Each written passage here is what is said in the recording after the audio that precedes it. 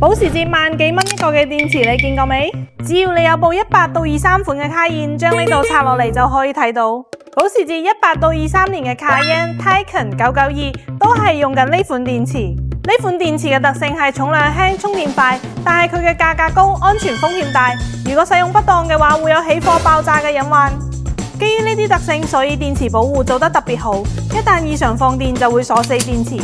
電池鎖死之後，就算搭電啟動咗，部車行駛幾耐都冇辦法充電，所以一熄車就又無法啟動。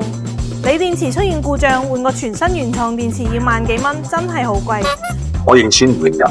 雖然鋰電池可以維修，但係修好之後，後期一虧電又會再鎖死。因為有好多車主反映鋰電池設計缺陷嘅問題，所以到咗24款嘅卡宴又轉翻用鉛酸電池。如果想徹底解決問題，我哋推薦直接換鉛酸電池，又平又好用，後期維護更加方便。加埋保時捷專用電池線及保時捷專檢電腦編碼，啟停功能正常，原車電池電量全部正常顯示。